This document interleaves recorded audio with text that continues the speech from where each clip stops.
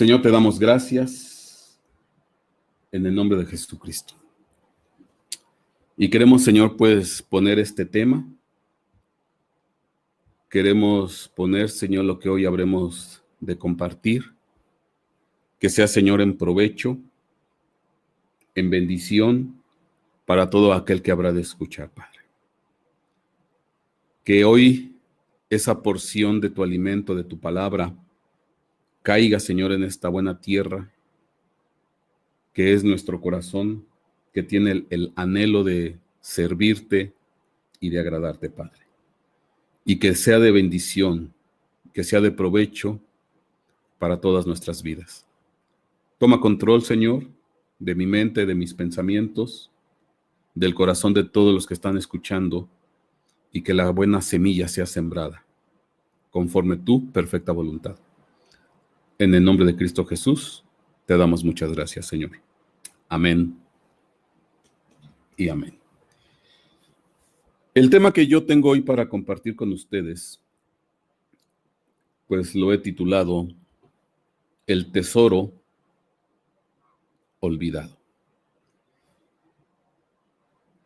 Y para poder entrar a descubrir, a entender este tesoro,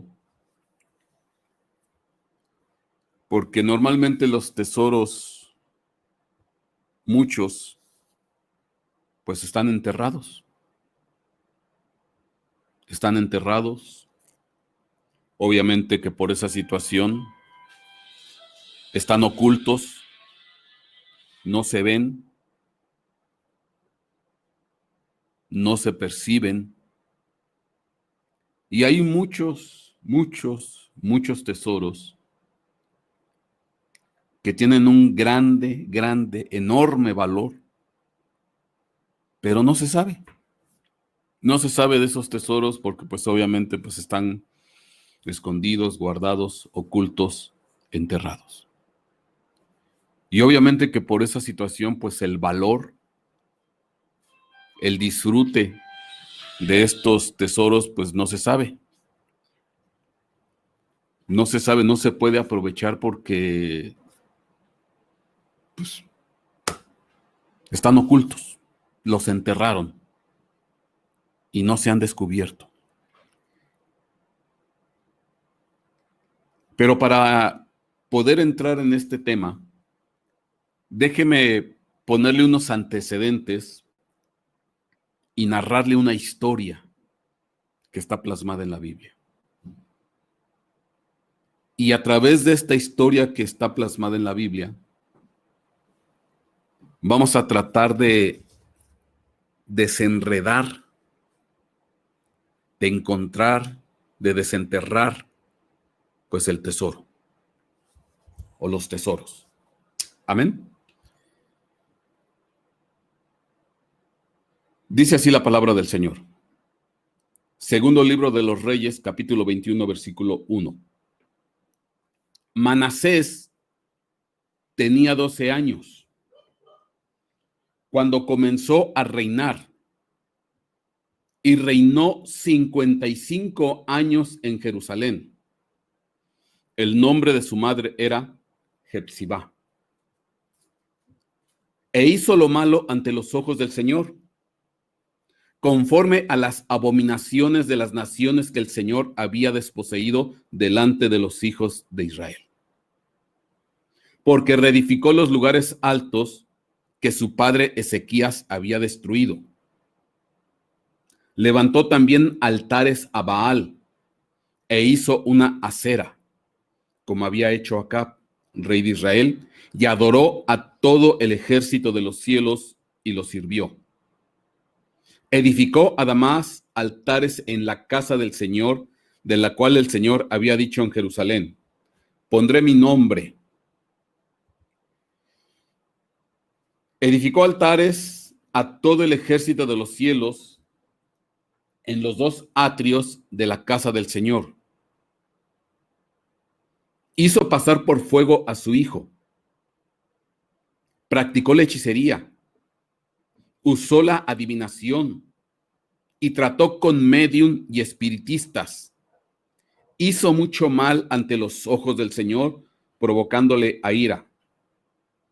Colocó la imagen tallada de acera que él había hecho en la casa de la cual el Señor había dicho a David y a su hijo Salomón: en esta casa y en Jerusalén, que he escogido dentro de todas las tribus de Israel, pondré mi nombre para siempre.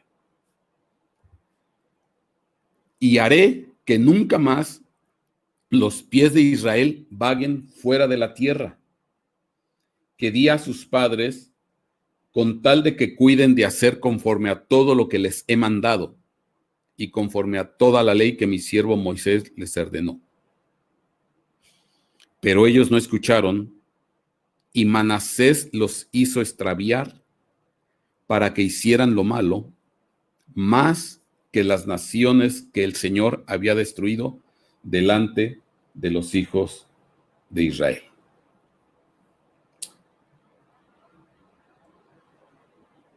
Amén. Amén. Bueno, fíjese qué interesante. Estamos hablando de uno de los reyes, perdón, de uno de los reyes más pervertidos, más corruptos, moralmente degradado a lo más bajo.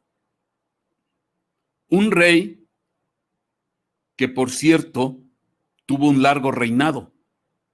Estamos hablando un reinado de 55 años en Jerusalén. Aunque empezó a reinar pues desde muy jovencillo, desde un niño a los 12 años. E hizo maldad como no se había visto en Israel. Levantó altares a Baal, permitió la consulta de los médiums, de los espiritistas, hizo pasar por fuego a su hijo, practicó la hechicería, adoró al ejército de los cielos, adoró a la imagen de acera. Bueno, fue tal la maldad de este rey que obviamente en este largo reinado de 55 años, pues este reinado se volvió un reinado de terror, se volvió un reinado de brujería, un reinado de hechicería, se volvió un reinado total y absolutamente en contra de los principios y designios de Dios. Y obviamente con una cabeza así, pues el pueblo se corrompió, porque el pueblo, de la misma manera que el rey, se extravió, porque dice aquí en el versículo 9, segundo libro de los Reyes 21:9, e hizo extraviar al pueblo para que hiciera lo malo más que las naciones que el Señor había destruido. A tal grado fue la depravación, a tal grado fue la degradación moral y espiritual de este pueblo, que se corrompió más que las mismas naciones que había conquistado Dios con su pueblo Israel. Que los amorreos, que los jebuseos, que los eteos, que todas esas razas, que todos esos pueblos corrompidos, adorando a otras deidades, a otros dioses, pues se corrompió más el pueblo de Israel. Ajá. Y estamos hablando 45 años de terror. Pero bueno, de alguna manera, pues este largo reinado de maldad y de perversión y corrupción llegó a su fin, porque murió Manasés. Y obviamente muriendo Manasés, el rey, vino otro rey. Y probablemente algunos del pueblo que no se hubieran corrompido, que no se hubieran extraviado, algunas familias o líderes que estaban todavía tratando de sostenerse en medio de esa corrupción, pues tal vez anhelaron, ahora viene un cambio, probablemente mejoremos. Bueno, sigo leyendo. Segundo el libro de los Reyes 21:18. Y dice ahí, y durmió Manasés con sus padres, y fue sepultado en el jardín de su casa, en el jardín de Usa, y su hijo Amón reinó en su lugar. Muere Manasés y reina el hijo. Y vamos a ver qué pasó. Amón tenía 22 años cuando comenzó a reinar, y reinó 2 años en Jerusalén. El nombre de su madre era Mesulemet, hija de Aurus de Jotba. E hizo lo malo ante los ojos del Señor, como había hecho su padre Manasés. Pues anduvo en todo el camino en que su padre había andado. Sirvió a los ídolos, a los que su padre había servido, y los adoró. Y abandonó al Señor, el Dios de sus padres, y no anduvo en el camino del Señor. Y fíjese qué tremendo. Fíjese qué tremendo. Que tal vez el anhelado cambio de un nuevo rey, una nueva etapa, un nuevo comienzo, pues siguió siendo una extensión del reinado de terror de Manasés. Porque cuando llega su hijo, en este caso Amón, pues simplemente extendió la misma maldad, el mismo terror, el mismo reinado de corrupción y de degradación. Sirvió a los ídolos, los adoró y nunca estuvo en el camino del rey. No anduvo en los caminos del Señor. Entonces, a los 55 años de Manasés, se añaden 2 años. Hasta eso, esto fue un reinado muy cortito de Amón, su hijo. Y bueno, muere Amón y empieza otro reino, otro reinado. Y vamos a ver qué pasó con este siguiente reinado. Segundo libro de los Reyes, capítulo 21, versículo 26. Amén. Amén. Dice así, y fue sepultado en su sepulcro, en este caso hablamos de Amón, y fue sepultado en su sepulcro en el jardín de Usa, y su hijo Josías reinó en su lugar. Josías tenía 8 años cuando comenzó a reinar, y reinó 31 años en Jerusalén. El nombre de su madre era Jedida, hija de Adaía de Boscat. E hizo lo recto ante los ojos del Señor, y anduvo en todo el camino de su padre David. No se apartó ni a la derecha ni a la izquierda. Fíjese, yo creo que aquí Dios tuvo misericordia. Algo ocurrió, algo sucedió, algo pasó, porque en esta línea de descendencia de reyes perversos, de reyes malvados, de reyes corruptos, de repente sale un niño, nace el hijo de Amón llamado Josías, y cuando Amón muere, nace Josías, entra en su lugar Josías, su hijo, y a la edad de 8 años comienza a reinar. Y dice que reinó 31 años. Pero ¿qué es lo interesante?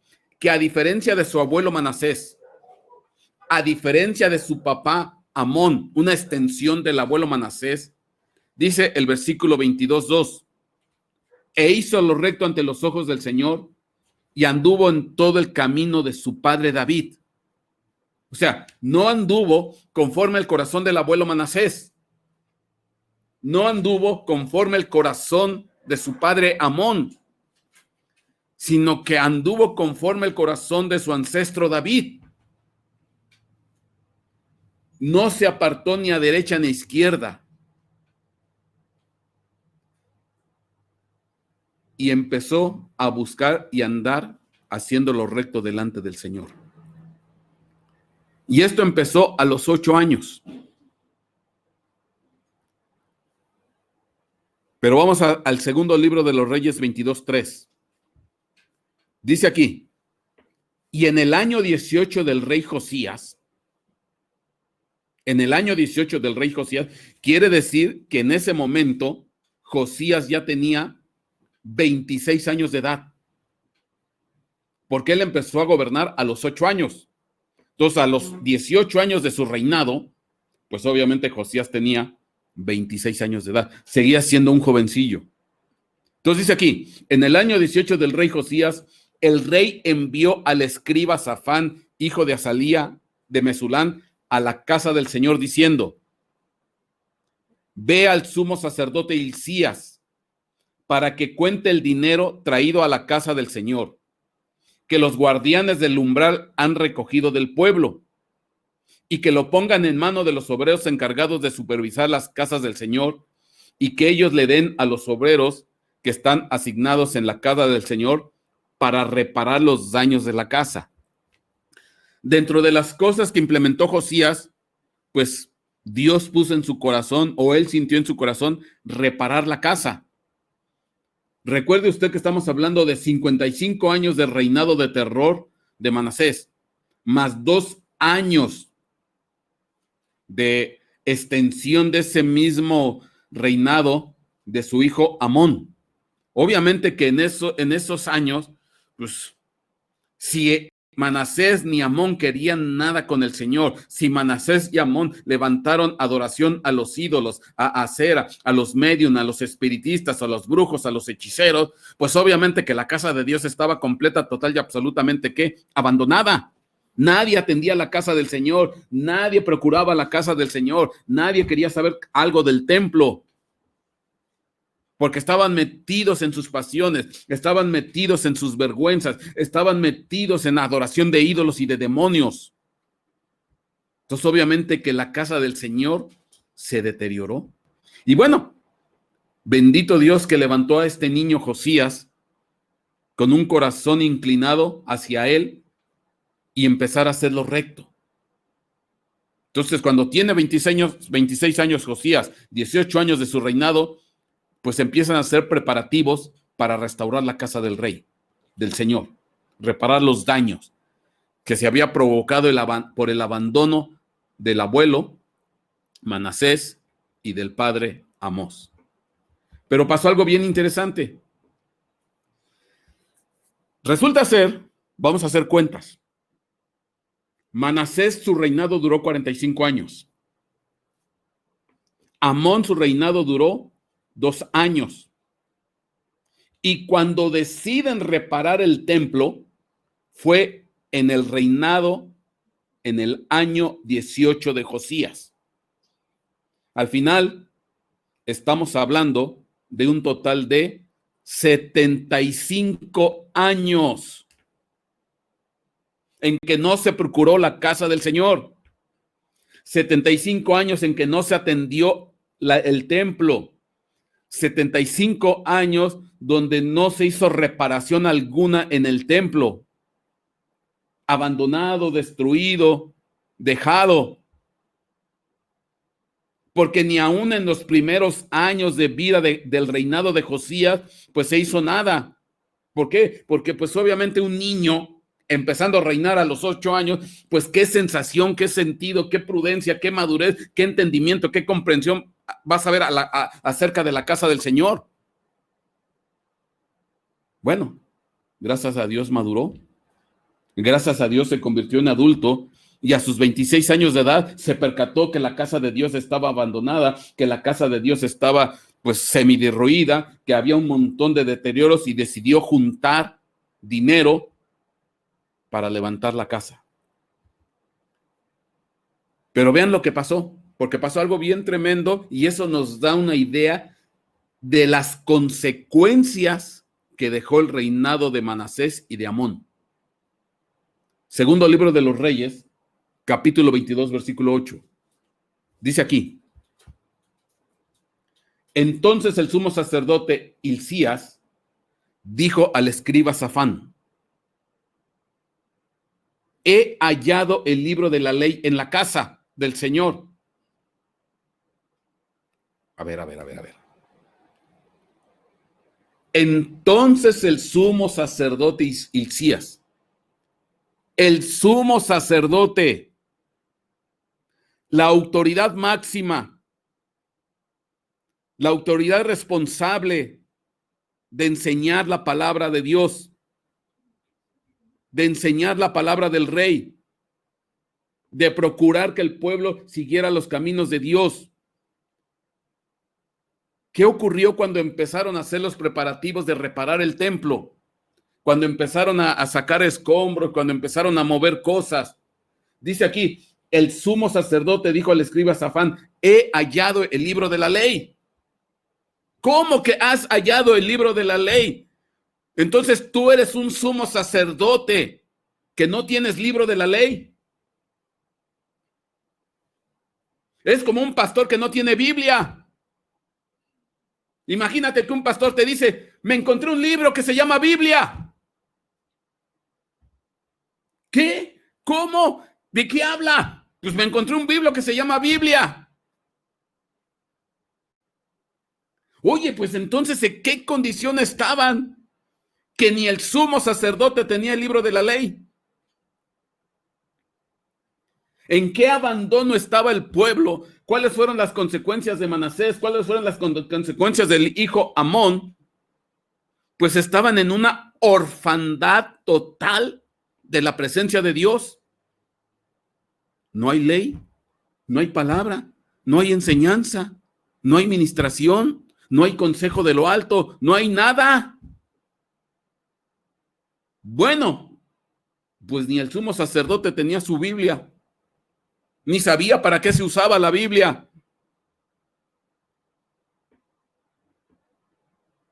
Obviamente que él tenía el cargo porque lo heredó, pero nada más por eso.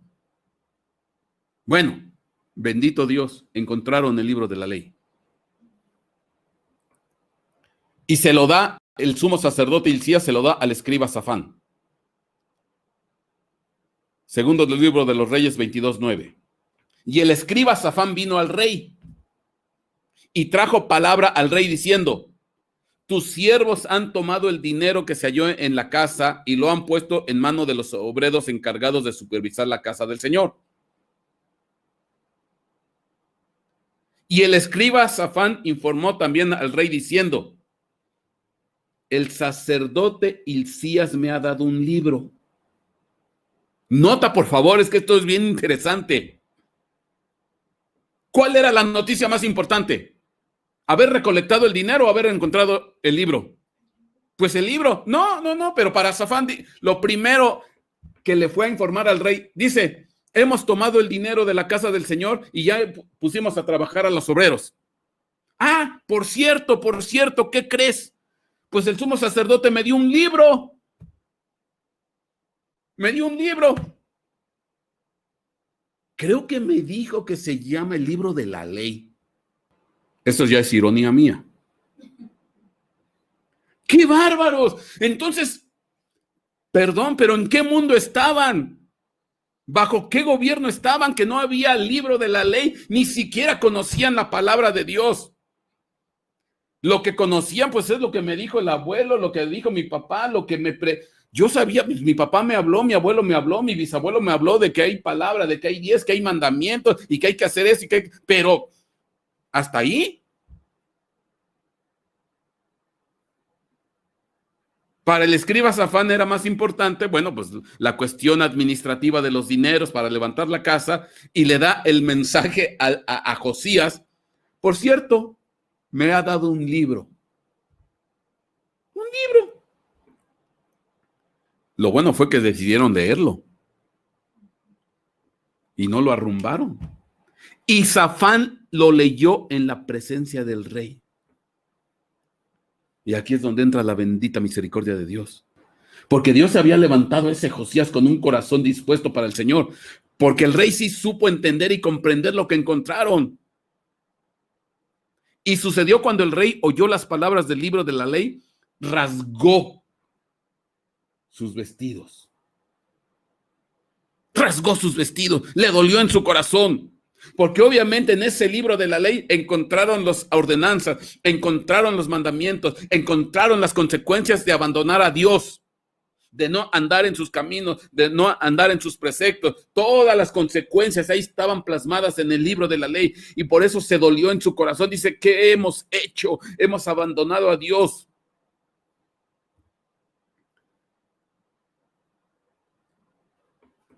Se dolió tanto el corazón de Josías, que vean lo que hizo. Segundo libro de los Reyes 22:12. Entonces el rey ordenó al sacerdote Hilcías, a Ahicam, hijo de Safán, a Acbor, hijo de Micaías, al escriba Safán y a Asaías, siervo del rey, diciendo, o sea, mandó a toda la comitiva: id, id, consultad al Señor por mí, por el pueblo y por todo Judá acerca de las palabras de este libro que se ha encontrado. Alguien que me explique, alguien que me diga, alguien que me amplíe lo que está escrito. Consulten al Señor por mí. Amén. Y ordena al sacerdote Hilcías. Bueno, pues tú eres el sumo sacerdote, tú eres el pastor aquí. Alguien me tiene que explicar. Pero pues si el sumo sacerdote no conocía para qué era la Biblia, menos iban a saber Ahicam, Acbor, Micaías, Asaías. Si el que era el indicado no sabía. Bueno, pero el corazón de Josías dijo: consulten al Señor por mí, por el pueblo, por todo Judá, acerca de las palabras de este libro que se ha encontrado, porque grande es la ira del Señor que se ha encendido contra nosotros, por cuanto nuestros padres no han escuchado las palabras de este libro, haciendo conforme a todo lo que está escrito en nosotros. Está escrito de nosotros. Y ahí está la comisión del rey. Yo creo que dijeron: Hilcías, ¿y ahora qué hacemos? ¿Y cómo consultamos al rey? Si en la Biblia he leído Génesis y mucho menos sé el Apocalipsis, no sé dónde anda Zacarías, no sé dónde está el primer libro de los Reyes, no sé de qué habla el primer libro de los Crónicas, ni idea tengo. ¿Y cómo lo hacemos para consultar? ¿Qué hacemos? Amén. No, ahora sí, esto está para llorar. Pero sabían por ahí les ha de haber llegado rumores. Oye, por ahí hay una profeta. Mujer. No, pero ¿cómo crees que mujer? ¿De dónde sacas? Si normalmente son varones. No, bueno, pero ni modo, es lo que hay. Vea lo que dice.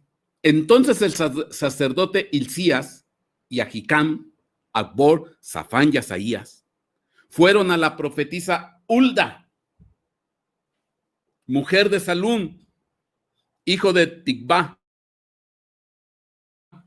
hijo de Jarjas, encargado del vestuario, y ella habitaba en Jerusalén en el segundo sector, y hablaron con ella. Bueno, como está visto que nosotros no sabemos consultar al rey, no sabemos consultar a Dios, no sabemos cómo orar, no sabemos cómo pedir, no sabemos cómo tener comunión con Dios, no sabemos nada, estamos fritos, estamos perdidos, pues vamos con la profetisa. Ella sí ha de saber.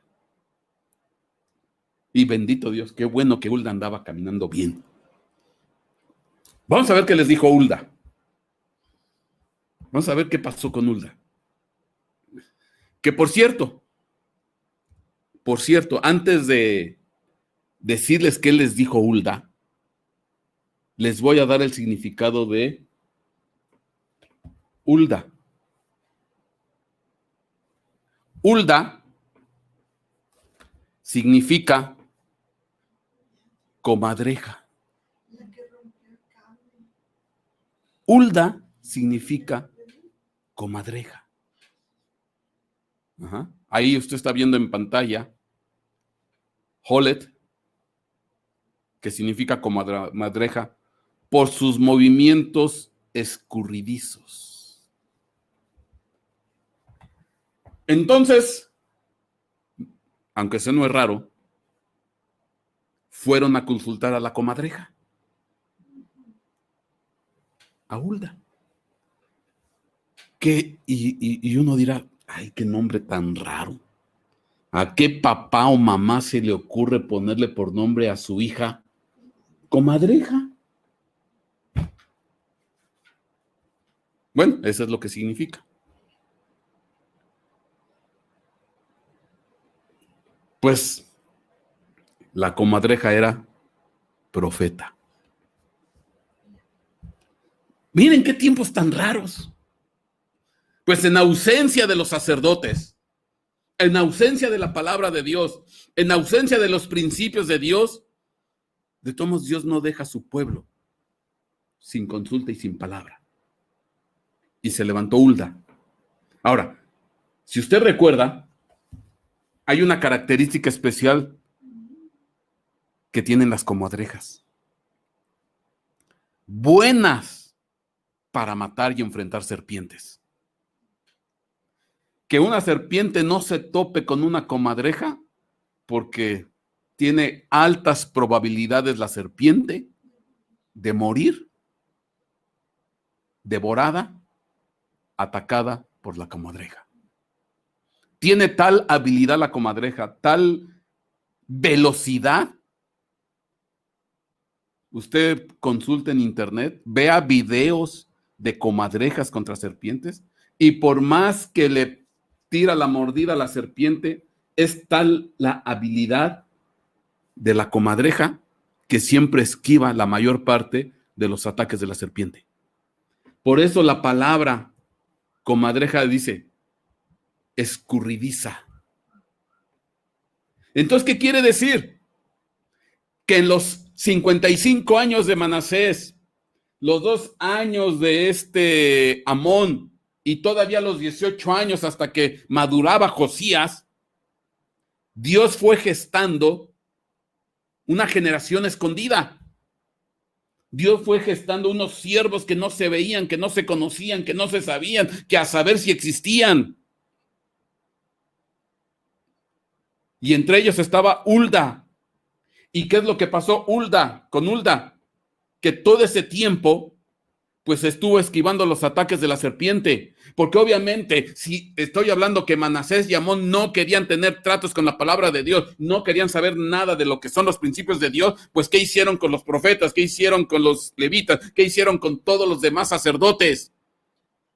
Pues lo más seguro, o fueron a dar a la cárcel, o tuvieron que huir, exiliados, o algunos fueron matados. Pero hubo una persona llamada Hulda, por su nombre, que esquivó todos los ataques de destrucción. Y aquí hay algo que me llama mucho la atención, porque resulta ser que Hulda era esposa de Salum. Esposa de Salum, ese era su esposo. Y Salum significa retorno, retribución, recompensa, pago.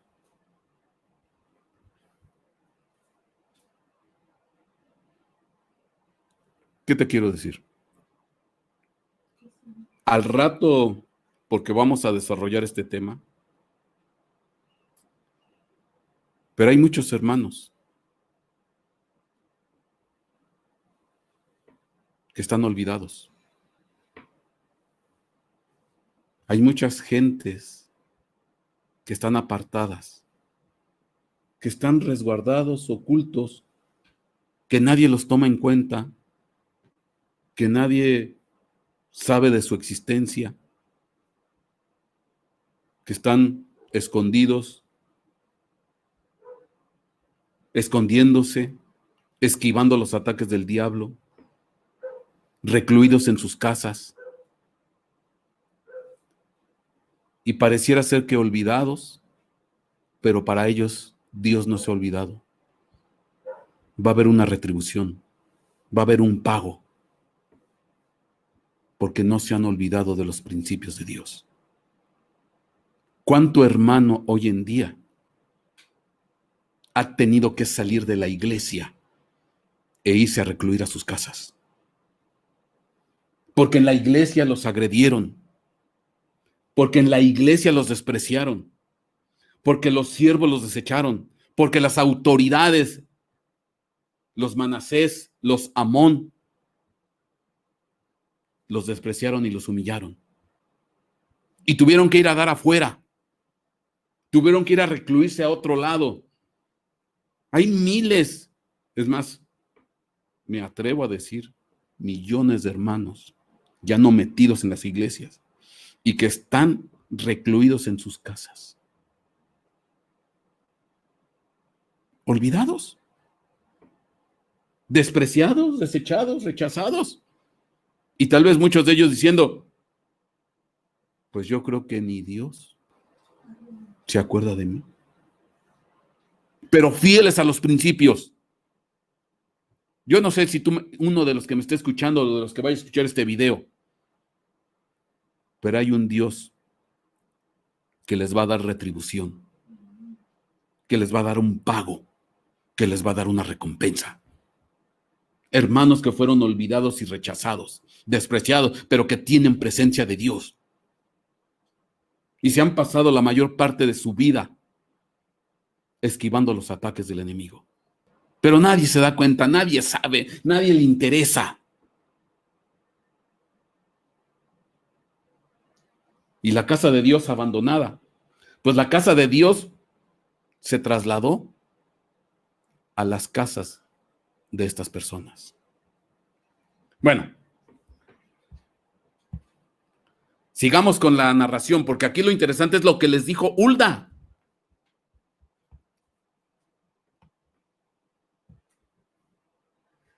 Segundo libro de Crónicas 34:23. Amén. Amén. Amén. Amén. Amén. Y ella les dijo, así dice el Señor, Dios de Israel. Decid al hombre que os ha enviado a mí. Así dice el Señor. Esta sí es una profeta de verdad. Así dice el Señor. He aquí voy a traer mal sobre este lugar y sobre sus habitantes. Es decir, todas las maldiciones escritas en el libro que ellos han leído en presencia del rey de Judá. Por cuanto me han abandonado y han quemado incienso a otros dioses, para provocarme a ira con todas las obras de sus manos. Por tanto, mi furor se derramará sobre este lugar y no se apagará. Pero al rey de Judá, a Josías, que os envió a consultar al Señor, así le diréis, así dice el Señor Dios de Israel. En cuanto a las palabras que has oído, porque se enterneció tu corazón y te humillaste delante de Dios cuando oíste sus palabras contra este lugar y contra sus habitantes, y te humillaste delante de mí y rasgaste tus vestidos y lloraste delante de mí, ciertamente te he oído, declara el Señor. He aquí, te reuniré con tus padres y serás recogido en tu sepultura en paz, y tus ojos no verán todo el mal que yo voy a traer sobre este lugar y sobre sus habitantes. Y llevaron la respuesta al rey. Pues con todo y todo, el enojo de Dios no se quitó. Pero a ti, rey, a ti que te enterneciste, a ti que te arrepentiste, a ti que lloraste, a ti te humillaste, el mal no lo vas a ver en tu vida. Pero es tan grande la maldad que provocó Manasés y Amón, que aún con tu entrega y tu humillación y tu arrepentimiento, no voy a quitar el castigo sobre este pueblo. Pero no va a ser en tus días, va a ser para después. ¿Y qué es lo que hace Josías inmediatamente? Entonces el rey mandó reunir a todos los ancianos de Judá y de Jerusalén. Y empezó a quitar los altares, empezó a quitar a los medios, empezó a quitar a los hechiceros, empezó a limpiar la casa, empezó a traer a todos para que empezaran a leer el libro. O sea, yo te invito a que leas todo lo que hizo Josías. Yo creo que en el corazón de Josías estaba el anhelo. Si lo hacemos con ganas, si lo hacemos con ahínco, y si todo el pueblo me acompaña en esta empresa, vamos a cambiar el corazón de Dios para que Dios se vuelque en favor de nosotros y quite el justo castigo sobre de nosotros como nación y como pueblo. Porque Dios se enterneció por mí, Dios me fue favorable a mí, pero si yo involucro a todo este pueblo, yo involucro a los sacerdotes, yo involucro a los habitantes y nos metemos con Dios y buscamos de Dios y nos humillamos delante de Dios, probablemente cambiemos la sentencia de juicio y de castigo que está sobre de este país. Y a todos los metió. Y empezaron a hacer las cosas, empezaron a limpiar, destruyeron las aceras, destruyeron los ídolos, sacaron las cosas horribles que estaban en el templo, quitaron a los sacerdotes, a los hechos, bueno, hicieron una purga, una limpia total.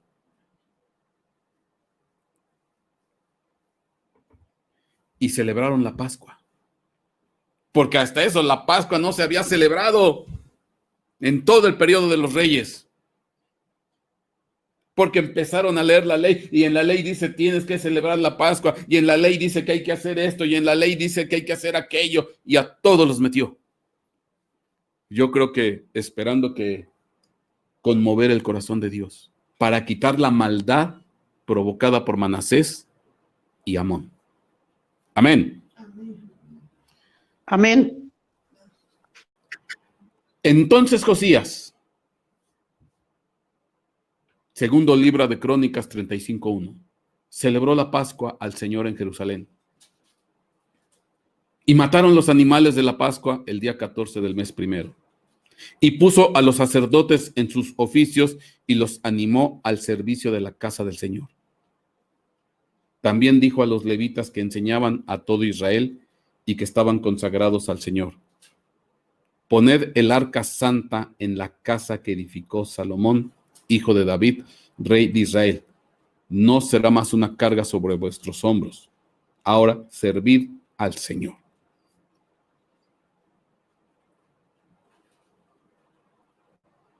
Ponme atención.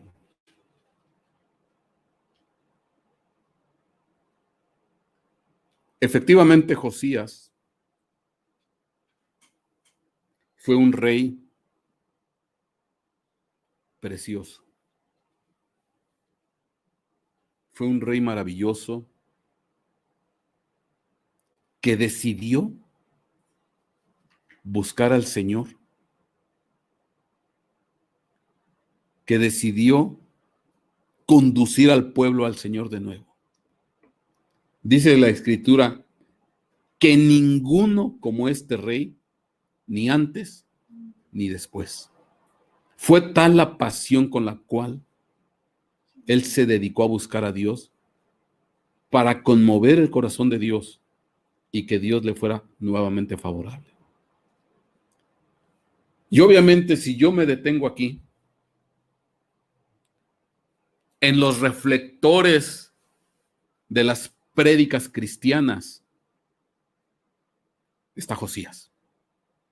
Por su entrega, por su dedicación, por su arrepentimiento y por su ejemplo, y tendríamos que predicar de Josías. Teníamos que hablar de Josías muchas cosas. Pero ese no es el tesoro que yo te vengo a hablar. Porque dentro de todo esto, esta narración, aquí cierro la narración, hay un tesoro que nadie ha visto, que nadie conoce, que no se ha descubierto. Y lo voy a decir con todo respeto para Josías. Más valioso que Josías. Josías es el tesoro que se ve. Y eso lo levantó Dios. Aunque déjame decirte algo. Josías nació en cama de seda. Josías no conoció escasez. Josías no conoció carencia. Josías no conoció dificultades económicas. Josías no conoció incomodidades. No estoy hablando mal de él, bendito Dios, qué bueno que nació en cuna de reyes. Qué bueno que nació en un lugar, pues nació como rey. Y qué bueno que Josías se enterneció a su corta edad a buscar los caminos del Señor y que condujo al pueblo. ¡Qué bueno! Bendito su nombre, que levante 1,000 millones de Josías. Pero aquí hay un tesoro que nadie ha visto, que nadie conoce, que está enterrado y no se ve. ¿Por qué? Porque está enterrado y que tiene más valor que Josías. Con todo respeto para Josías.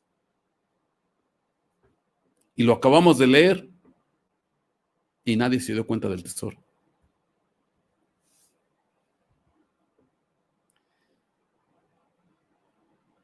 Entonces Josías celebró la Pascua al Señor en Jerusalén. Y mataron los animales de la Pascua el día 14 del mes primero. Y puso a los sacerdotes en sus oficios y los animó al servicio de la casa del Señor.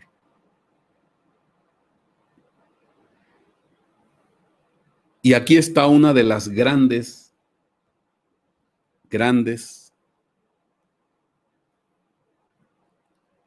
entendimiento, revelación que tuvo Josías, porque descubrió el tesoro, lo desenterró.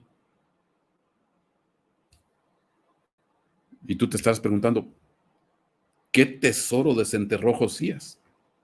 Segundo libro de los Crónicas 35:3. Fíjate lo que dice aquí. También dijo a los levitas que enseñaban a todo Israel y que estaban consagrados al Señor: poned el arca santa en la casa que edificó Salomón, hijo de David, rey de Israel. Les dijo a los levitas: pongan el arca santa que edificó Salomón, hijo de David, rey de Israel. Pónganla en el templo. Oye, espérame. Pues no se entiende que el arca tiene que estar en el templo. ¿No se tiene que el arca tendría que haber estado colocada en el lugar santísimo? ¿Y por qué entonces los levitas tienen que meter el arca a donde se supone que debiera de estar el arca? Entonces resulta ser que el lugar santísimo no tenía arca. No había arca en el lugar santísimo. En algún momento en el reinado de Manasés, si los que gobernaban eran brujos y hechiceros, pues tomaron la decisión o rescataron el arca. Y ¿saben qué? Llevémonos el arca porque ya están aquí los brujos, están los hechiceros, está Manasés, está todos estos y no buscan los principios de Dios, no quieren saber de Dios. Pues protejamos el arca, llevémosla, que no esté aquí.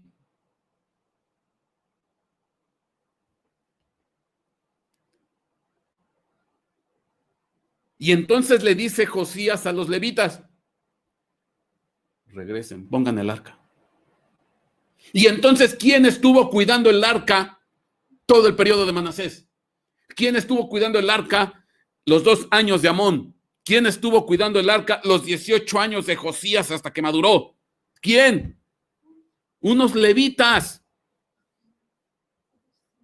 Los levitas, porque les dice: pongan el arca santa que edificó Salomón, hijo de David, rey de Israel. No será más una carga sobre vuestros hombros. No será más una carga sobre vuestros hombros. Entonces, ¿qué hicieron estos levitas que no tienen nombre? ¿Qué hicieron estos levitas que aquí no aparece? Que el periodo de Manasés, de Amón y los 18 años de Josías, guardaban y protegían el arca. La presencia de Dios. Porque ni Josías, perdón por Josías, pero ni Josías tenía presencia de Dios, porque los que tenían la presencia de Dios, el emblema más grande, más precioso, más santo, más sagrado de todo Israel, el arca del pacto, y esa la cuidaban unos levitas. Entonces, seguramente cuando Manasés empezó a arrasar con los sacerdotes, empezó a arrasar con los profetas, empezó a arrasar con todos, pues los que hicieron estos levitas, se llevaron el arca y la estuvieron, ¿qué? Protegiendo, guardando, cuidando. Y entonces Josías detectó y se dio cuenta.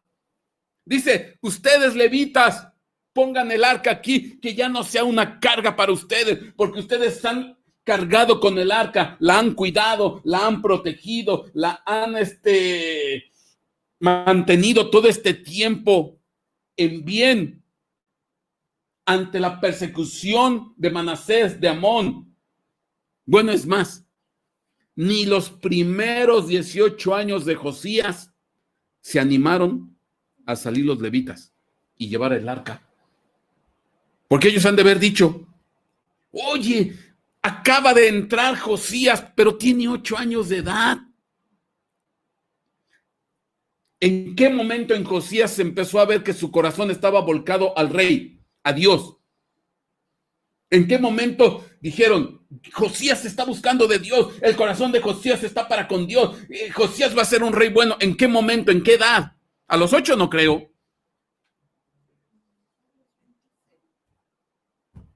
Tal vez, no sé, 13, 14, 15 años, un poco más madurito.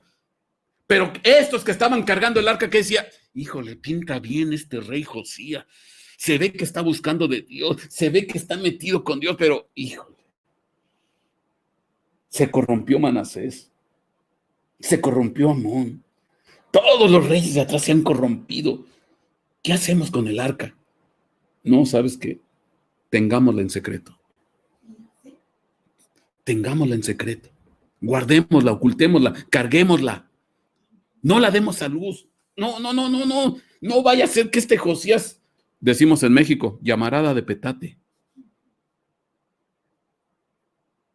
Viene con fuerza, viene con enjundia y al rato se nos compone.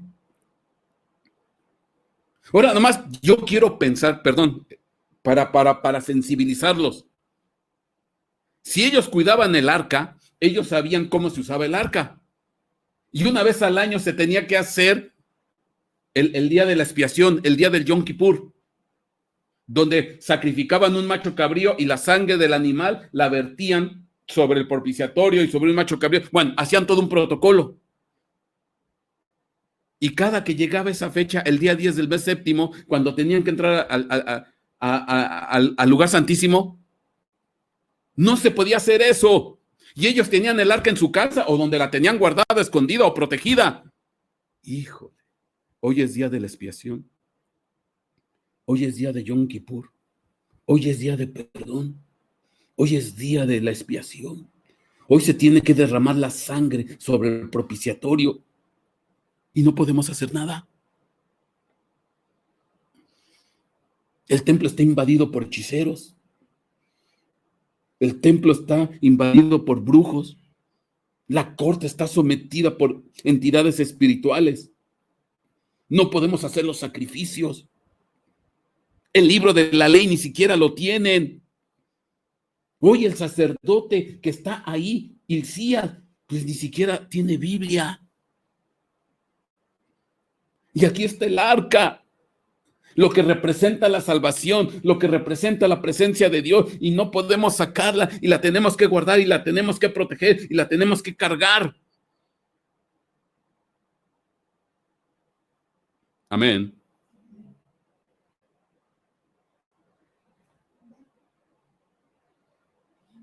Amén. Amén, pastor. Amén.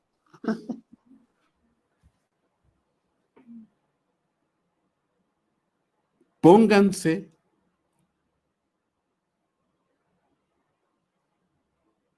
en los pies de estos levitas. Décadas de opresión. Décadas de corrupción. Guardando y protegiendo el arca.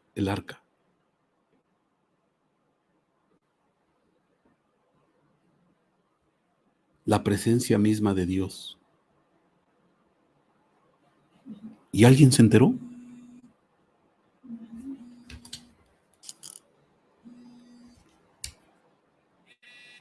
Sí, bueno. Permítanme. Sí. ¿Qué pasó, Vicente? No, dime.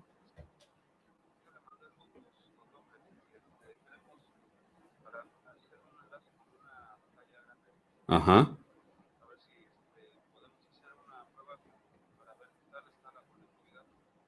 Ok.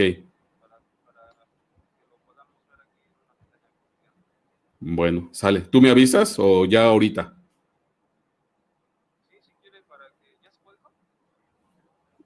Porque si ustedes ya estamos enlazados en la videoconferencia, ustedes se pueden integrar en inmediato, de la misma manera como tú te integras.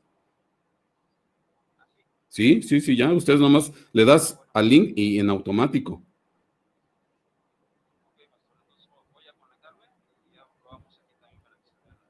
Sale, Vicente. Ok, no te preocupes, yo me sigo, pero tú nomás me avisas y luego entramos. ¿Sale?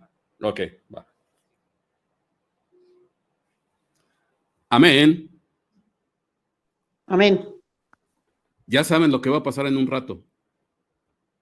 Ya estaban avisados. Sí, pastor. Amén.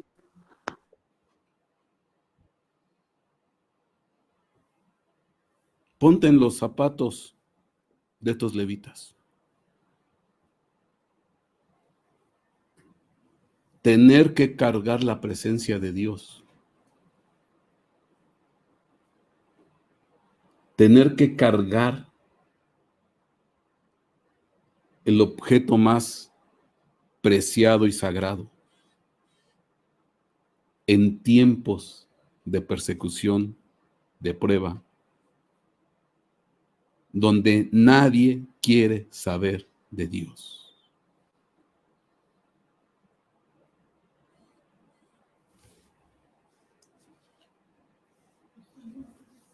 ¿Te das cuenta de lo que está aquí involucrado?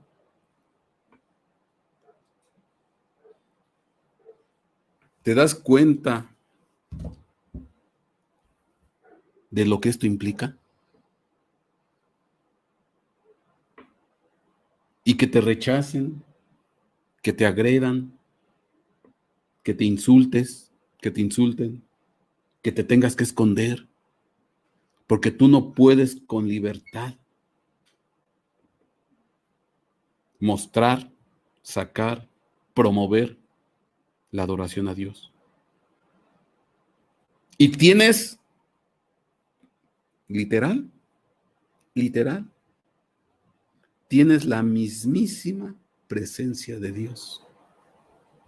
Por no decirlo de otra manera, al Dios mismo lo tienes escondido en tu casa. Porque si hay un objeto más sagrado que el arca, no lo hay.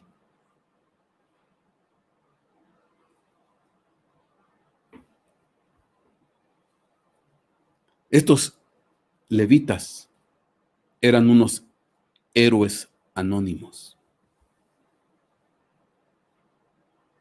¿Quién sabía de su existencia? ¿Quién sabía de que estos tuvieran la presencia, el arca? ¿Quién? Yo te puedo hablar de la Biblia, te puedo hablar de Moisés, de Samuel, de Sansón, de Jefté, de David, puro conocido. ¿Y estos? ¿Quién los conoce? ¿Quiénes son estos? Unos total y absolutos desconocidos. Es más, ni nombre les ponen aquí. Y son los que tienen la presencia de Dios. ¿Y sabes qué es lo tremendo y lo triste? Que hoy en día hay un montón de desconocidos, hay un montón de olvidados que nada más se conocen en su casa y son los que tienen la presencia de Dios, porque desafortunadamente en muchos templos y en muchas iglesias presencia de Dios ya no hay. Sí, se predica, se enseña y lo que tú quieras, pero presencia ya no hay. Y la presencia se fue a otros lados y las tienen unos levitas totalmente y absolutamente desconocidos. Y son los que tienen la presencia. Y la presencia se fue de los templos. Pero hay muchos, hay un montón. ¿Cuántos están refugiados en sus casas que ya no están en los templos? Y todavía Dios les pone en su corazón, ora por ese pastor, ora por esa iglesia, ora por ese ministerio. Pero si de ahí me corrieron, si de ahí me echaron fuera, si no me quieren, me odian, ora por ellos. Si son los que me buscan matar, ora por ellos. Ora por ellos.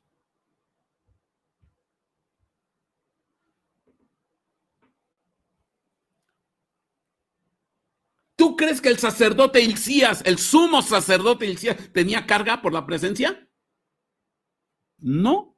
¿Por qué? Pues porque no tenía presencia. ¿Tú crees que el escriba Safán tenía carga por la presencia? No. Pues porque no había presencia.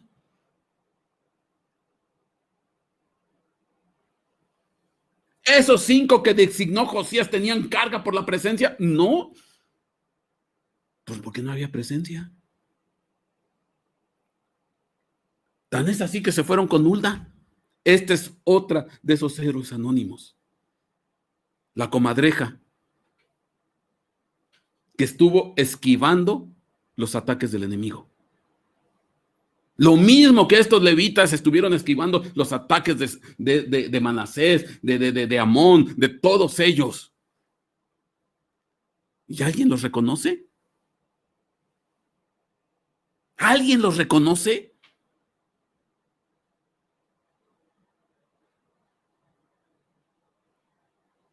Son héroes desconocidos, anónimos. No tienen un nombre en la congregación, no tienen un reconocimiento en la congregación. En la iglesia de Cristo no se sabe ni quiénes son, ni cómo son, ni cuántos son. Pero son los que tienen la presencia de Dios.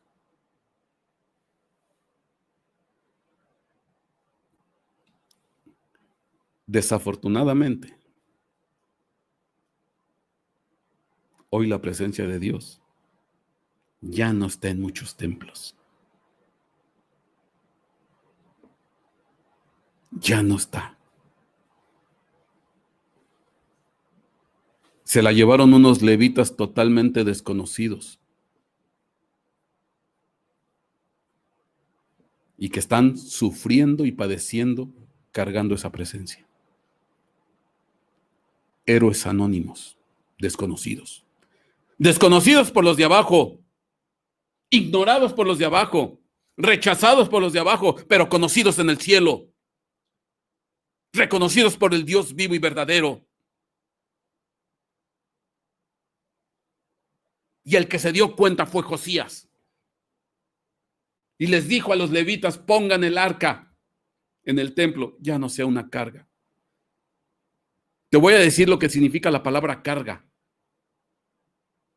que se utiliza ahí.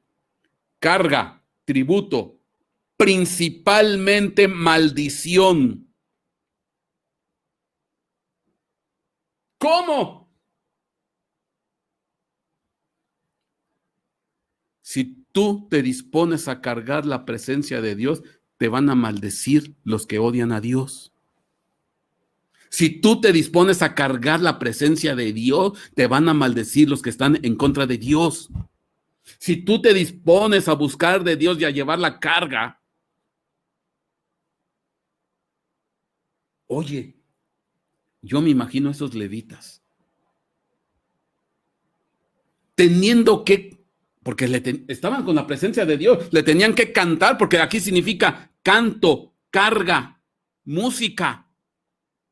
Entonces le tenían que levantar culto y alabanza, pues a la presencia de Dios, la carga, el arca que estaba ahí. ¿Y cómo tenían que cantar? ¿Y cómo tenían que hacer música? En silencio. En silencio, en oculto, en escondido.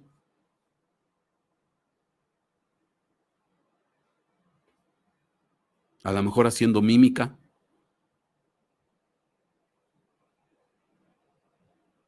Para que no se oyera. Para que no se supiera.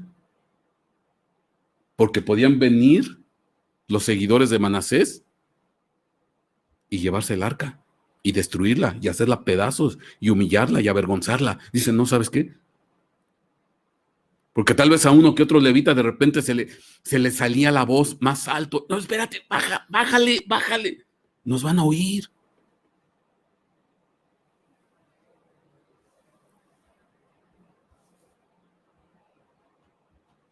Te voy a decir algo, con todo respeto para Josías. Esto no lo vivió Josías.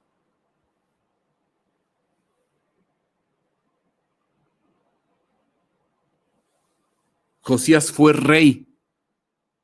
Y lo que el rey dice, se hace. ¿Quién le iba a decir no? ¿Quién se le iba a poner a Josías? No estoy minimizando a Josías. No lo estoy minimizando. Bendito su nombre. Necesitamos miles Josías. Pero estos héroes anónimos tienen más estatura que Josías. Porque no es lo mismo alabar al rey en cama, en palacio de reyes, a adorar al rey en oculto y en escondido, siendo perseguido y maldecido por todos. Es bien diferente.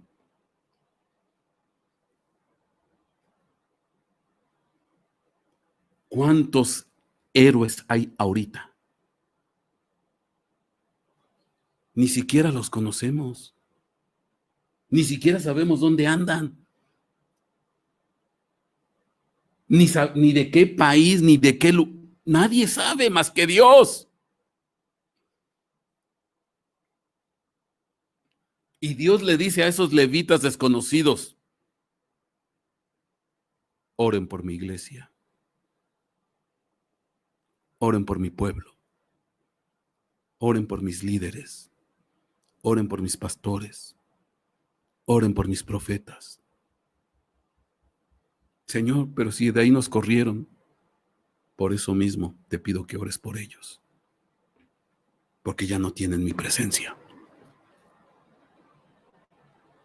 Me han desechado a mí. Y ahora tú vas a llevar la carga del dolor.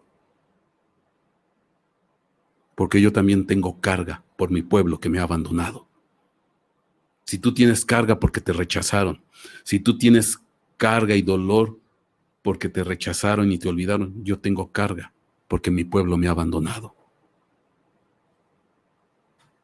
Porque hoy mis lugares de proclamación, mis púlpitos, los han llenado de banalidad, los han llenado de soberbia y se han olvidado de mí.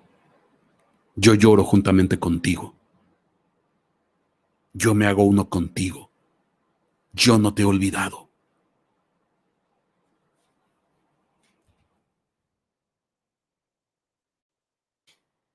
Yo te decía que Hulda, la comadreja, su esposo era Salún, que significa retribución, que significa paga, recompensa. Yo no sé cuántos son como estos héroes olvidados.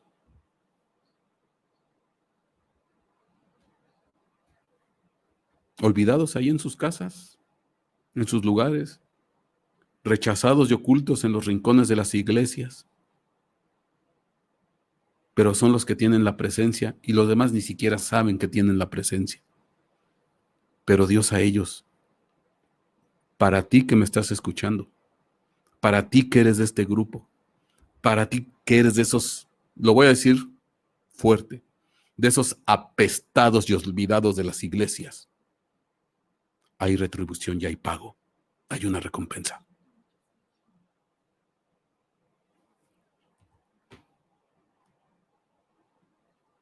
Te han maldecido a más no poder, te han criticado a más no poder.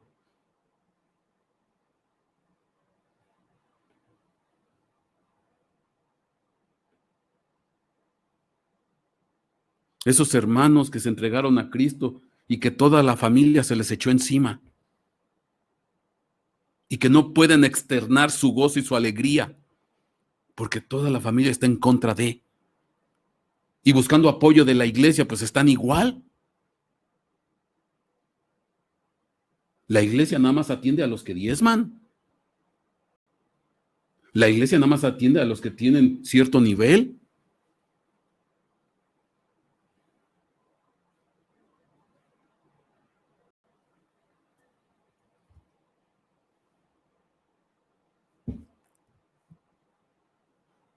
Todo el tiempo de Manasés, todo el tiempo de Amón y 18 años de Josías, había un tesoro enterrado que nadie sabía. Y eran los que estaban cargando el arca del pacto, soportando todo con tal de protegerla.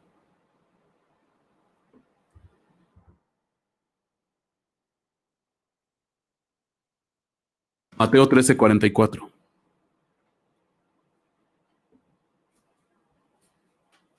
El reino de los cielos es semejante a un tesoro escondido en el campo, que al encontrarlo un hombre lo vuelve a esconder. Y de alegría por ello va, vende todo lo que tiene y compra aquel campo. Fíjate qué ironía. Fíjate qué ironía.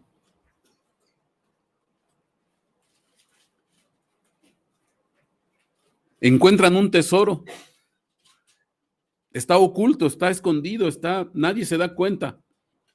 Y lo encuentran y lo volvieron a esconder.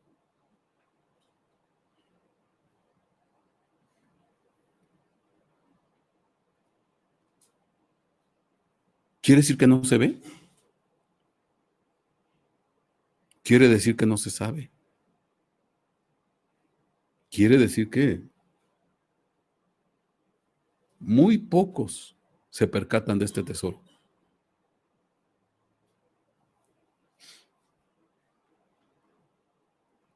Hay muchos hermanos, hermanas, hijos de Dios, que están escondidos. Nadie sabe de su presencia más que el mismo Dios.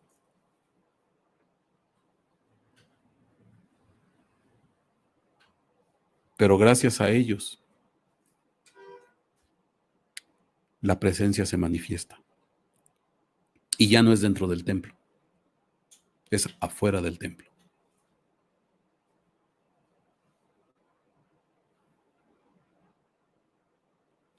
Hoy con la pandemia,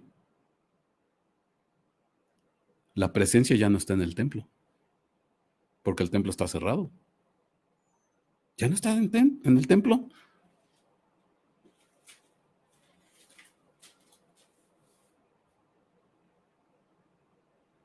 La presencia se fue a muchas casas. Pero yo pregunto,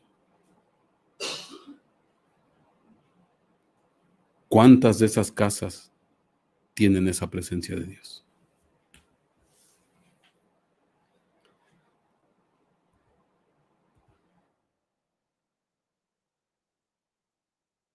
Yo les había comentado que hoy les iba a hablar de la novia. Y alguien me puede decir, pastor, en todo lo que usted ha hablado no ha hablado a la novia. No ha hablado nada de la novia.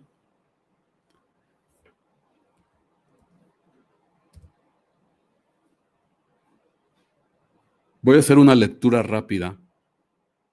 Mateo 9:15. Y Jesús les dijo,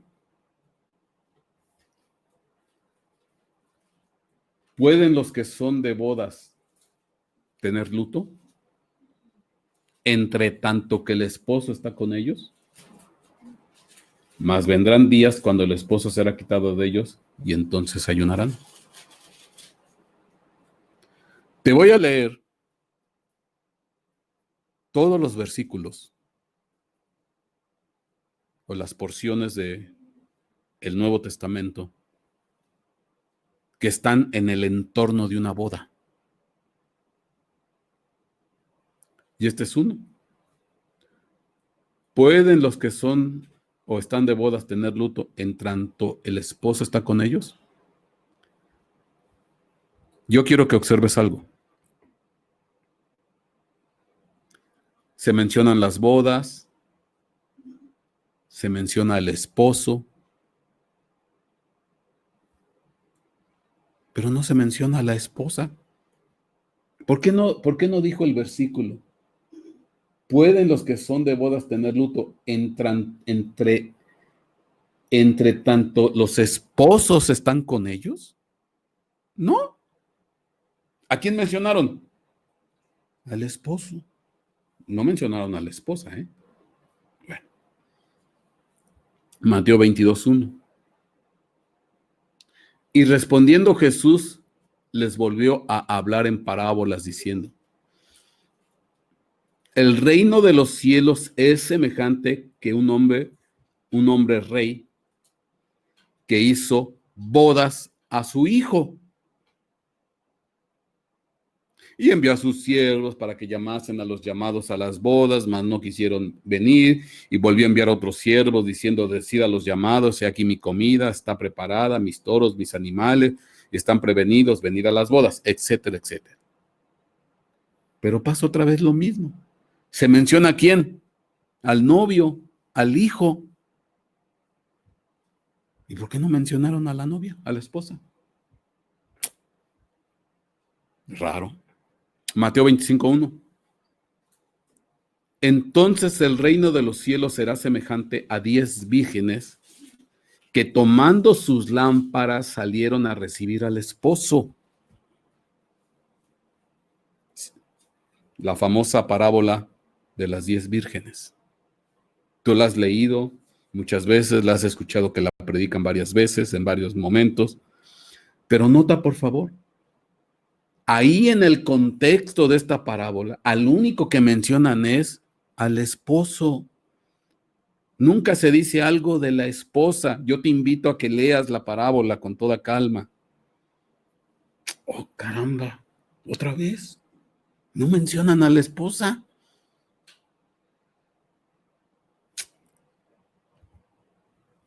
Lucas 12:35. Otra recomendación.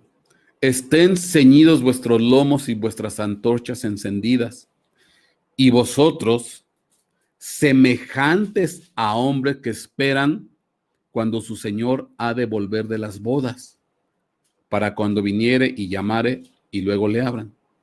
Cuando su Señor venga de las bodas. ¿Y por qué no dicen cuando la señora venga? O los señores vengan.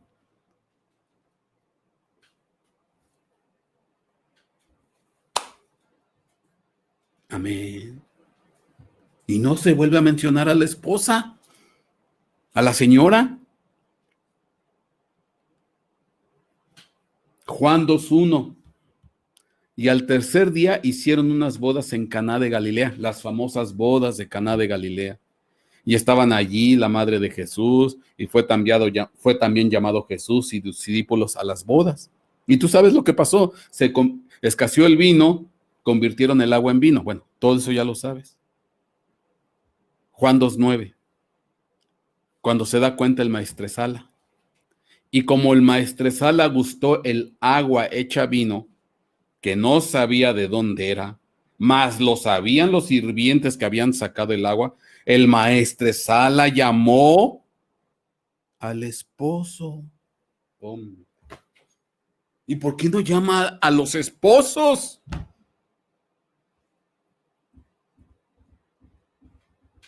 O a la esposa y al esposo. Todos los pasajes, todos, en el entorno de boda, de banquete de boda, siempre mencionan al esposo. Nunca mencionan a la esposa.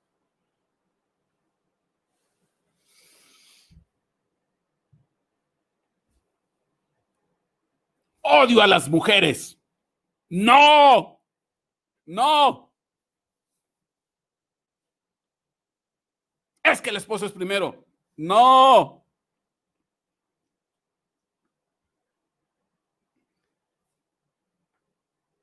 ¿Sabes cuándo mencionan a la esposa? Hasta la boda. Apocalipsis 19:7.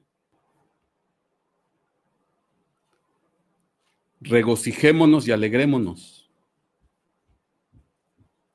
y démosle a él la gloria, porque las bodas del Cordero han llegado y su esposa, ¿qué dice? Se ha preparado. Y a ella le fue concedido vestirse de lino fino, resplandeciente y limpio, porque las acciones justas de los santos son el lino fino. Y su esposa se ha preparado. Entonces, ¿qué te quiero decir? ¿Por qué nunca se menciona a la esposa? ¿Por qué no se menciona en el banquete de boda? ¿Por qué no se menciona cuando la pregunta del ayuno? ¿Por qué no se menciona en la parábola de las 10 vírgenes? ¿Por qué no se menciona en las bodas de Caná de Galilea? ¿Por qué no se menciona en la parábola de los siervos que deben de esperar a su señor? Por una simple y sencilla razón, porque la esposa la tienen escondida por cuanto se está preparando.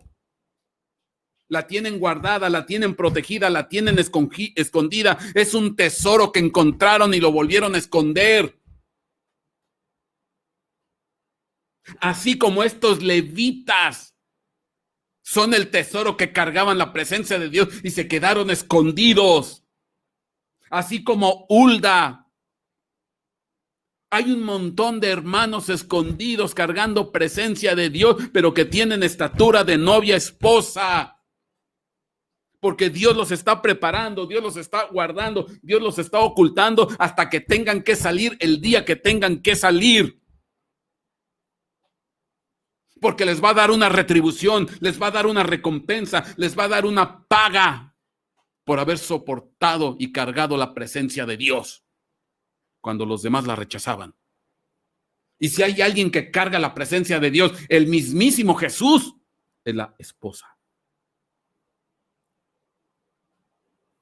Porque aquí sí te tengo que decir algo, y yo sé que te va a caer mal. No todos tienen estatura de esposa. No todos tienen estatura de esposa. Unos van a ser invitados, bendito su nombre. Qué bueno que lleguemos a las bodas. ¿Pero quieres ser invitado o quieres ser el que está en la mesa compartiendo con su esposo al lado, llamado Jesucristo?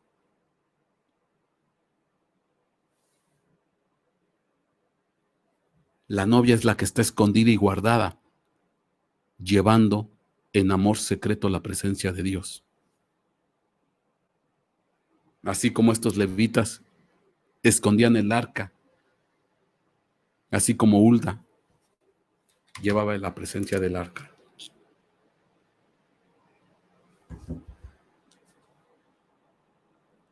¿A qué costo y a qué precio debemos de cargar la presencia de Dios? Ay, no, ya me sacaron la lengua. Ya no me quieren en la iglesia. Ya se burlaron de mí.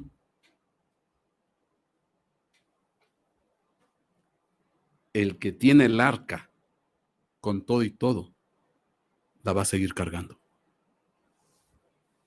Jamás la va a soltar, aunque el arca le caiga encima. Yo nomás te hago una observación, iglesia. 55 años de Manasés, 2 de Amón y 18 de Josías hasta que maduró. En 75 años hubo de esos sacerdotes levitas que nacieron y murieron. Por lo menos 2, 3 generaciones. Nacieron en tiempos de persecución y murieron en el mismo tiempo de persecución. Y nunca disfrutaron el templo. Y nacieron para cargar la presencia, el arca. Nunca les fue bien. Nunca tuvieron un día de alegría como tal. Siempre protegiéndose, siempre escondiéndose, siempre a la defensiva. Así nacieron y así murieron. ¿Qué tesoro más grande para el reino de los cielos?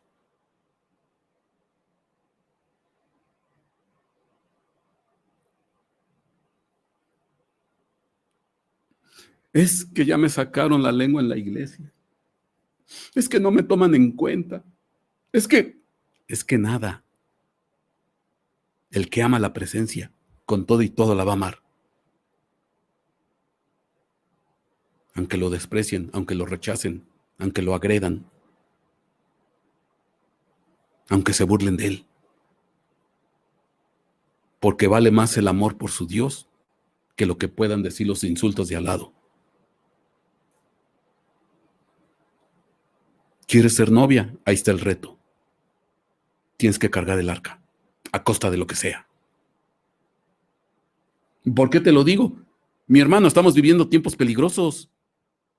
Al rato va a empezar persecución.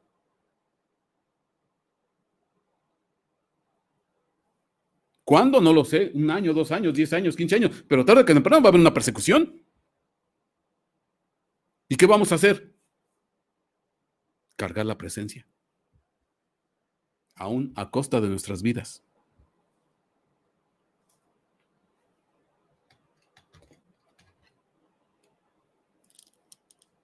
Amén. Amén. Amén. Perdón. Ay, Dios bendito.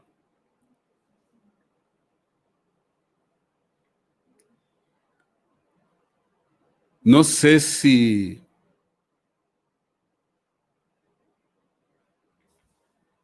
ahorita en este momento se haya enlazado el pastor Vicente, porque querían que tuviéramos un servicio luctuoso por el hermano que partió junto con su esposa.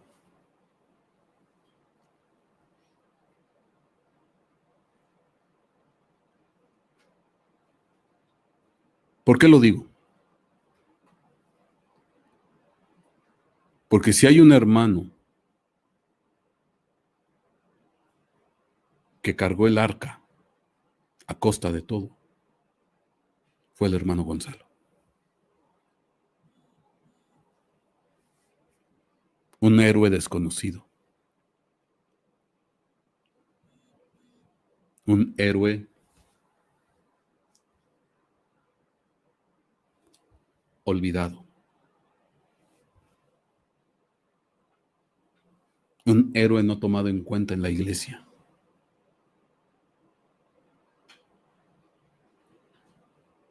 Un héroe, pues que solamente sus cercanos lo conocían. Y su pastor, su Josías. Y así como este héroe, junto con su esposa, hay muchos, muchos.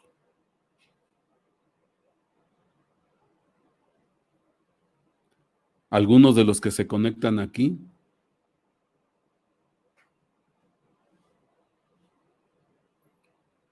pues se dieron cuenta que ya la presencia ya no está en el templo.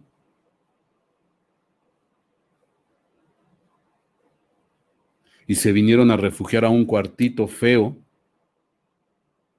llamado Internet. Que no es el mejor cuarto, déjame decirte. Está muy sucio, lleno de mucha corrupción. Pero ahí están refugiados. Ahí están escondidos. Cientos, miles de hermanos agredidos, lastimados. Y encontraron un refugio ahí.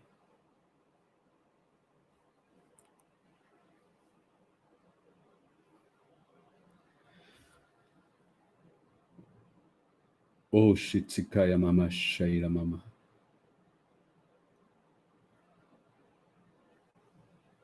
Orimikain darai, shitsiya mama, isisayama.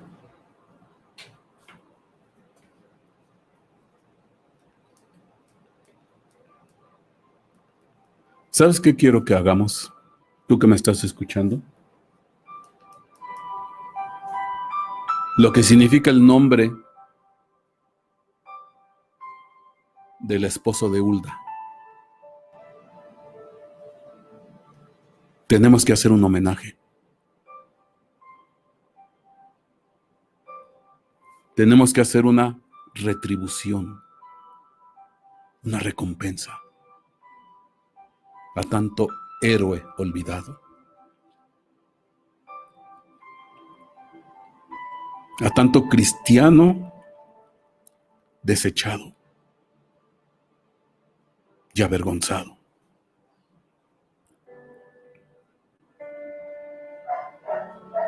Que tienen presencia de Dios,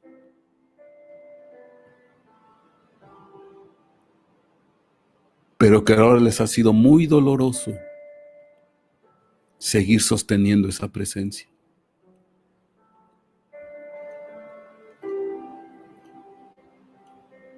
Las circunstancias los llevaron fuera del templo.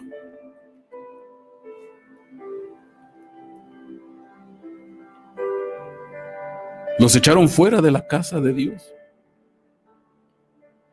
Pero tienen presencia.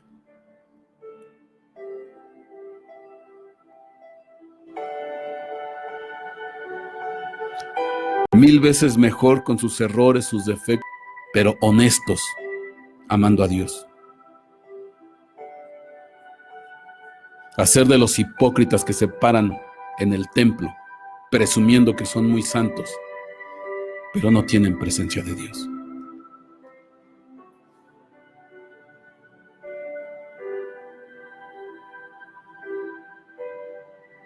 Hay mucho héroe olvidado.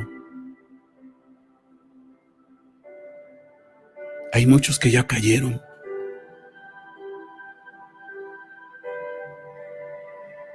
Que ya murieron. Y nadie les reconoció. Nadie les tendió la mano. Nadie les auxilió.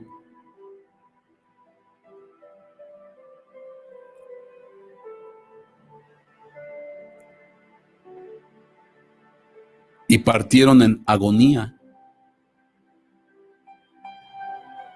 pero nunca negaron la presencia de Dios.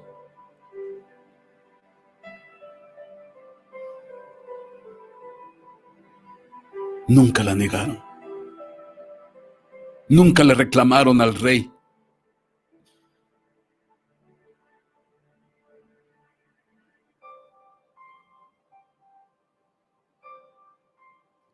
¿Quiénes son?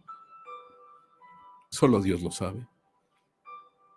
Solo Dios.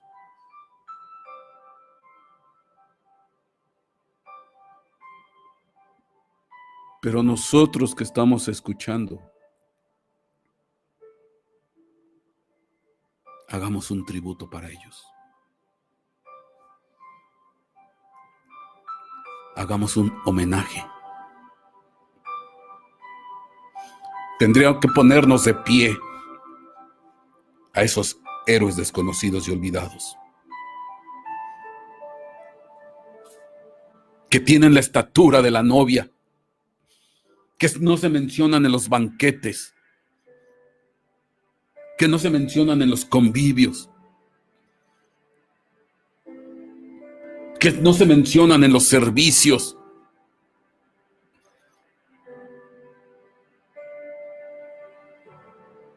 Olvidados, arrinconados, escondidos, pero que son un tesoro. Es para ellos esta palabra.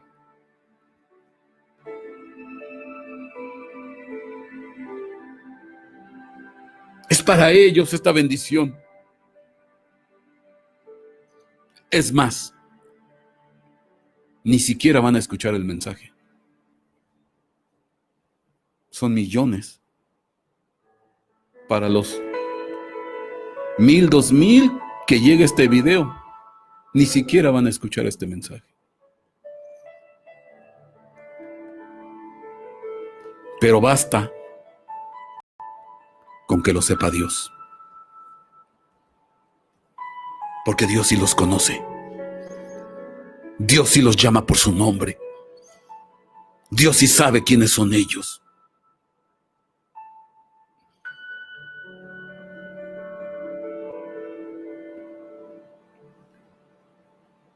Y si aquí hay alguno de ellos que llegara a escuchar este mensaje, hermano, hermana, no sé de dónde seas ni quién seas, pero perdona a la iglesia. Perdónanos. Porque tal vez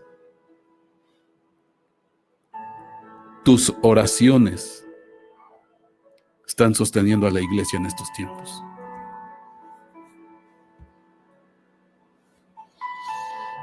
Oh, Shintaya Sheikaramashi.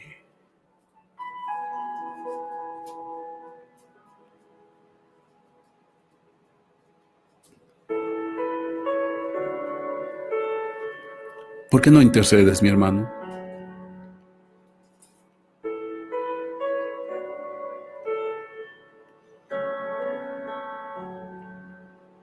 Te voy a decir algo. Ahí en tu iglesia, pues, tampoco eres muy importante. Eres un miembro más.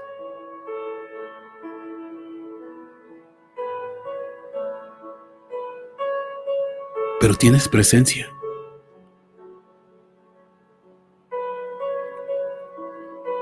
Tienes el arca. Tienes el arca.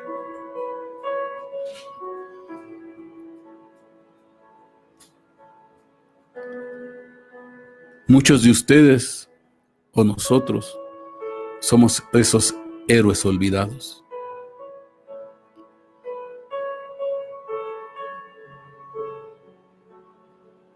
No tenemos ese cargo de rey, de pastor, de ministro, reconocido y afamado. No. Somos héroes olvidados, que batallamos todos los días llevando la bendita presencia.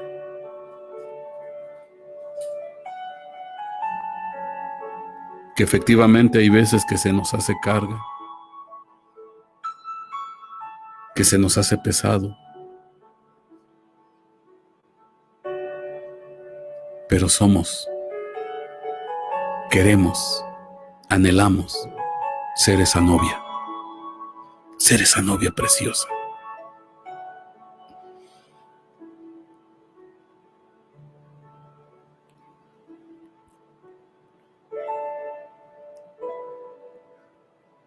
Usa un poco de tu imaginación. E imagina que delante de ti hay un arca, el arca del pacto, la presencia de Dios, el mismísimo Señor Jesucristo.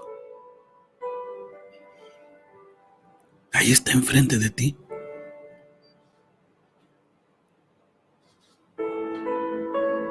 ¿Por qué no la abrazas? ¿Por qué no te arrodillas delante de ella? ¿Por qué no limpias esa arca? Nosotros somos esos sacerdotes, hermano. Somos el real sacerdocio.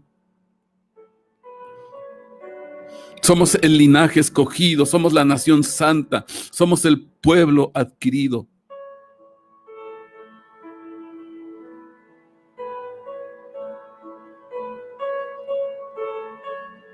Al final lo que te quiero decir, de quien yo hablé fue de ti y de mí.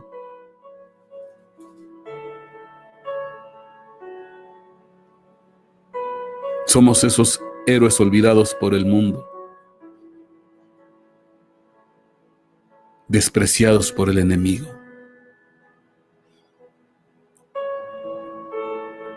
Pero tenemos esa presencia.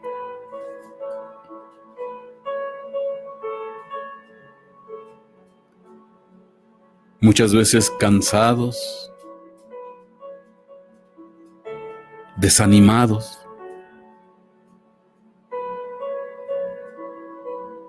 pero yo te digo una cosa. Si yo te hiciera en este momento una pregunta, sé que me vas a responder. Sé que me vas a responder. Si yo te dijera, ya no quieres sufrir, ya no quieres padecer, suelta el arca, déjala. Y sé que me vas a responder.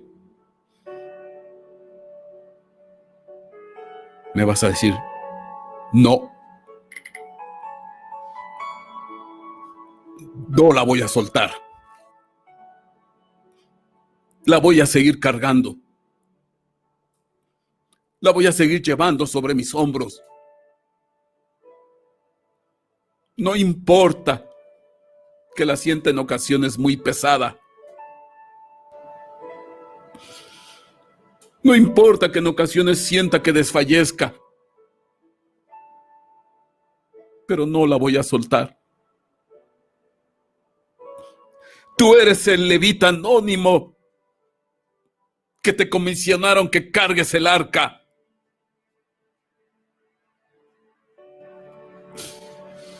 Tú eres esa persona.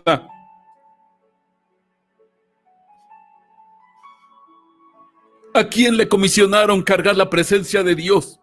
A ti y a mí.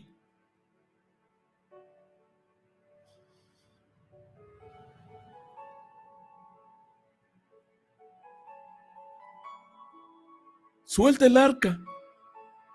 Ya no sufras, ya no padezcas, ya no llores. Déjala. Ya no continúes, ya no sigas.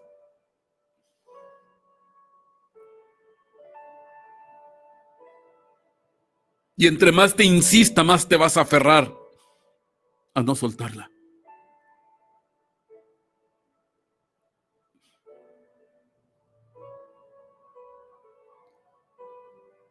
Porque ni tú mismo sabes, ni te has dado cuenta qué tanto amamos a Dios.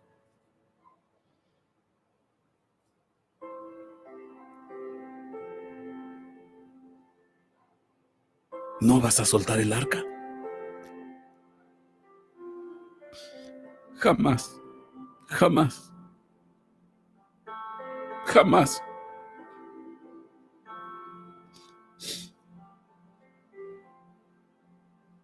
¿Cómo vamos a soltar a nuestro rey? ¿Cómo vamos a olvidarnos de nuestro Dios?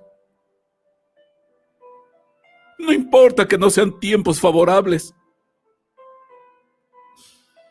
No importa que sean tiempos difíciles y de persecución.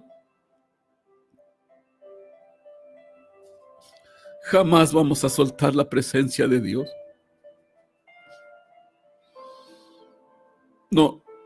No está en nuestra cabeza. No existe eso en nuestra mente.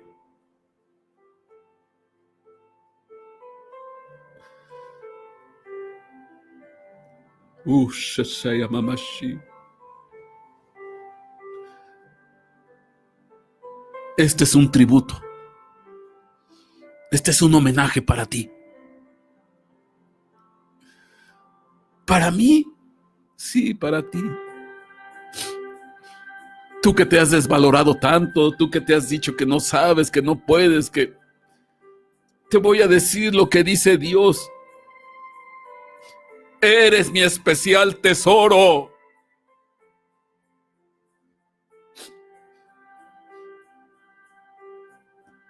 Eres mi especial tesoro.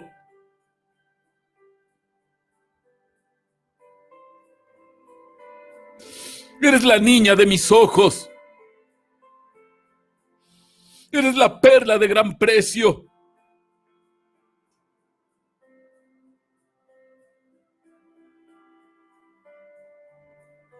Eso es lo que te digo hoy, hijo mío, hija mía. Mis amados,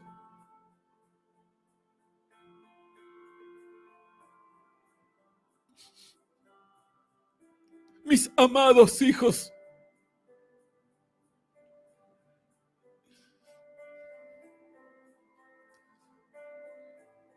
han sentido desfallecer,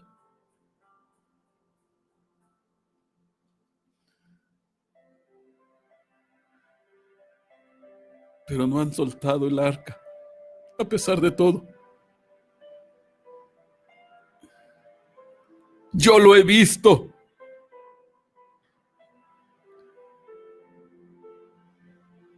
Yo sé de tus penurias, de tus dolores, de tus enfermedades, de tu escasez.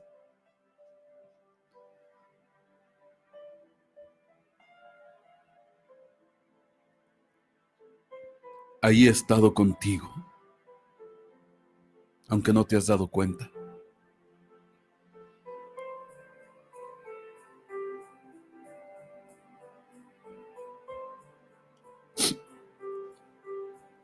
Oh, Shetsayama Mashi.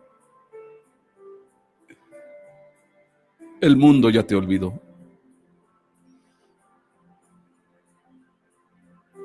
Para el mundo eres un tesoro desechado y olvidado.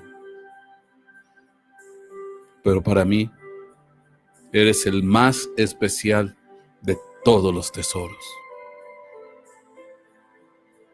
Eres mi hijo.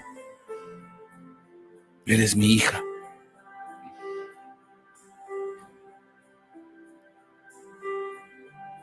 Son mi perla de gran precio.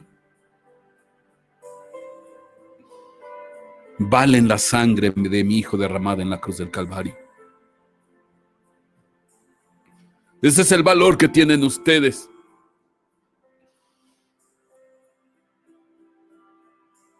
Y eso es lo que el enemigo no soporta. En el tan alto valor con el cual te puse. Te compré con mi sangre.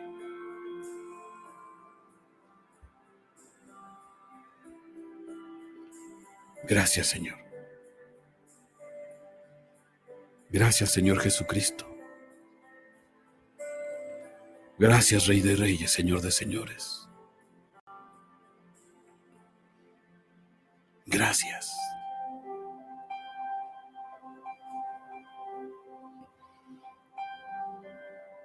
En el nombre de Jesús. En el nombre de Jesús. Amén. Amén.